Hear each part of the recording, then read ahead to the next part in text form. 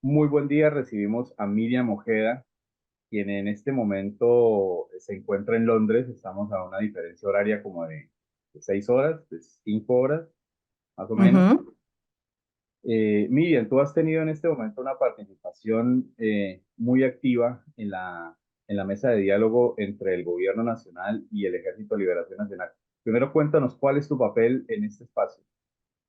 Bueno, la mesa de diálogos acordó en uno de los acuerdos, en los primeros, desde el primer acuerdo que se firmó, la participación de la sociedad en los diálogos de paz fue un eje central de la negociación desde el primer ciclo.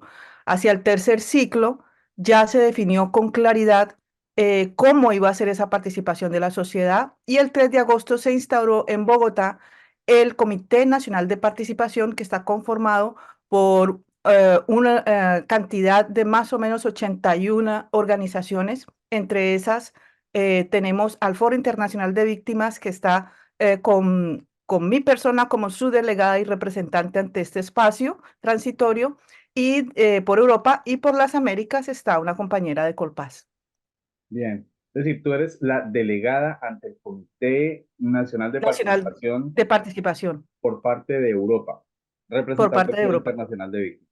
Exactamente. Se nos Bien, encargó excelente. esa labor de agenciar la participación de la sociedad en distintos ejercicios que hicimos en Europa, pero también como el foro tiene la característica que tiene foros en 3 continentes, pues hicimos algunos ejercicios también en la Oceanía y en las Américas.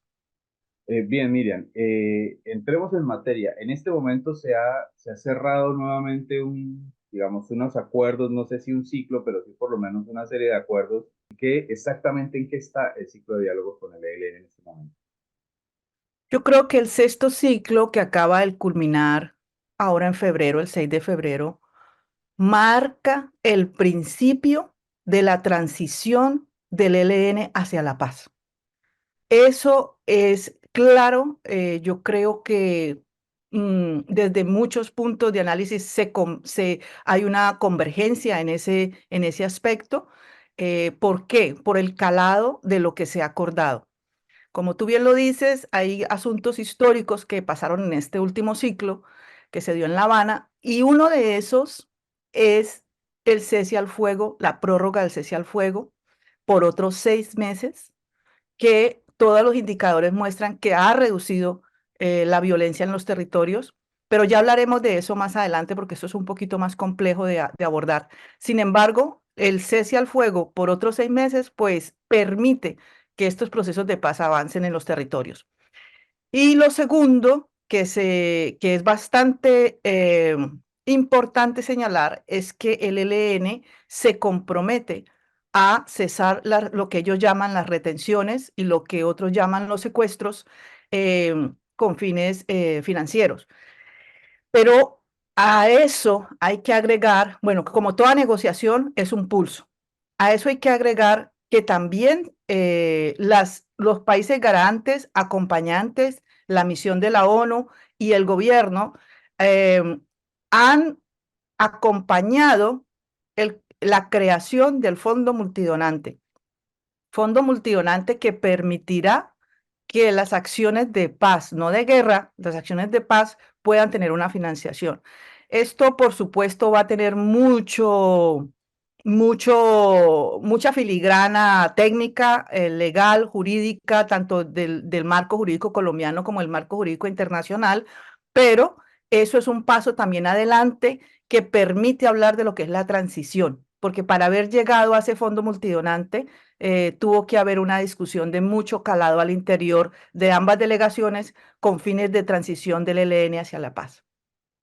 Bien, porque finalmente para tratar como de redondear esto, la creación de este fondo multidonante básicamente implica que entidades y organismos a nivel internacional aporten dinero para ayudar al sostenimiento de este proceso de transición del ELN hacia la paz,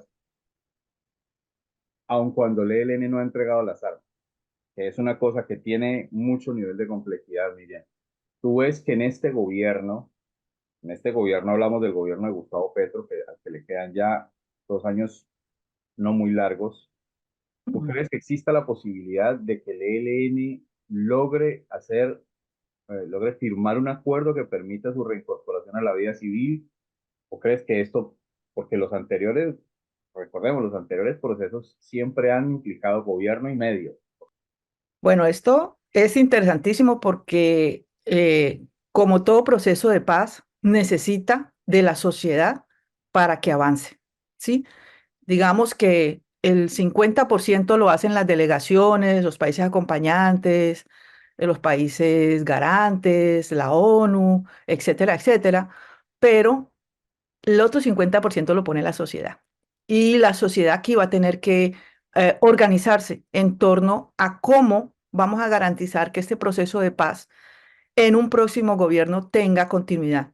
Eso es muy importante porque ya tuvimos la experiencia del periodo 2018-2022 recién firmado, el acuerdo de paz con las entonces FARC-P, entra en progreso toda una serie de programas institucionales y llega el otro gobierno y utiliza los fondos de la paz, solo para mencionar algo, los fondos de la paz, LOCAT Paz, que en ese momento se llamaba así, para hacer carreteras en Medellín, en Bogotá, alguna otra por ahí en el Huila, financiar procesos que nada tenían que ver con la CTCRE o con los centros de reordenamiento de estos firmantes de paz. Todo sin ningún tipo de veeduría ciudadana, sin ningún tipo de control social, sin ningún tipo de seguimiento de las instituciones, ¿sí? Por eso es tan importante, aunque tenían el marco general del acuerdo, tenía toda una protección jurídica como un acuerdo de Estado, lo único que se salvó fue la Jurisdicción Especial para la Paz, que no la pudieron deshacer, pero el resto prácticamente se perdió todos esos 4 años. Entonces, con algunas excepciones en la parte de los firmantes de paz, en su transición a lo civil, algunas cositas básicas que mantuvieron, de resto se desperdició todo ese dineral. Ahora aquí hay que pensar, bueno, ¿qué va a pasar con ese fondo multidonante cuando este gobierno termine?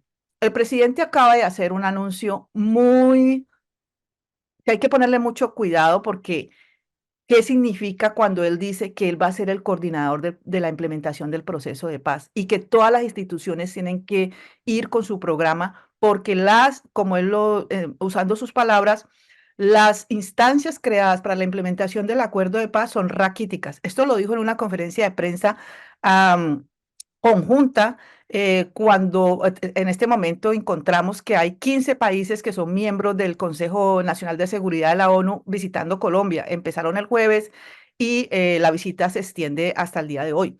Entonces, en esa rueda de prensa, el presidente dice que a partir de ahora él va a ser el coordinador de la implementación del acuerdo de paz. ¿Eso qué va a significar? ¿Y qué va a pasar con esas instancias que él denomina raquíticas? ¿Cómo va a ser entonces la arquitectura para la implementación del acuerdo de paz y también la arquitectura para los procesos de tránsito del ELN hacia la paz? Y por supuesto están los otros diálogos que el otro cese al fuego con el MSR, con la segunda Marquetalia que se inicia en un nuevo proceso de diálogo, todo eso porque tiene que ver con el concepto que tiene el nuevo alto comisionado para la paz, Oti Patiño, de que la paz debe ser territorial. Entonces allí hay unos retos enormes que queremos y estamos ansiosos de saber cómo va a ser esa ordenanza institucional. Bien, finalmente, ¿cuál es el paso que sigue, Miriam? El paso que sigue es un nuevo ciclo que se va a iniciar en abril, pero en este ciclo que acaba de terminar, se volvió a retomar la participación de la sociedad. ¿Eso qué significa?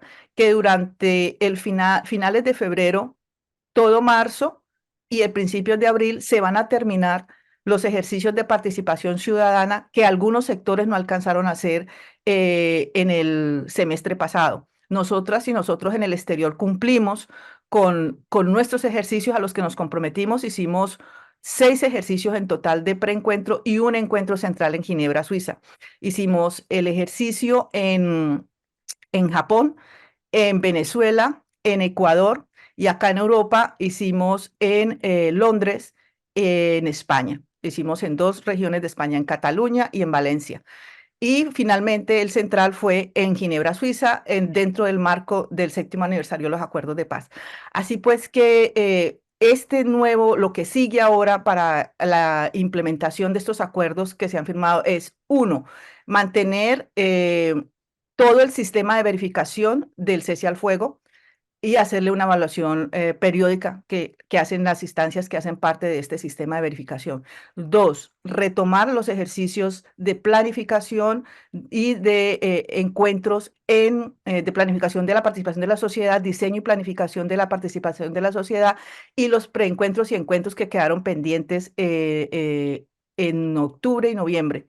Esto va hasta marzo. Y finalmente, todo el ejercicio de participación terminará en mayo de la sociedad. En cuanto a diseño, después vendrá, ya veremos después qué vendrá y qué acuerda la mesa para el siguiente paso, que es en sí ya convocar a la ciudadanía en su totalidad y en su diversidad a participar y a entregarle a la mesa un mandato desde la sociedad civil o desde la sociedad en general. Miren, Ojeda, muchísimas gracias por estos minutos dedicados a contarnos un poco en qué va la cosa a quienes estamos fuera del país y nos encontramos de nuevo. Muchísimas gracias a ustedes por este espacio y por comunicar sobre la paz. Gracias.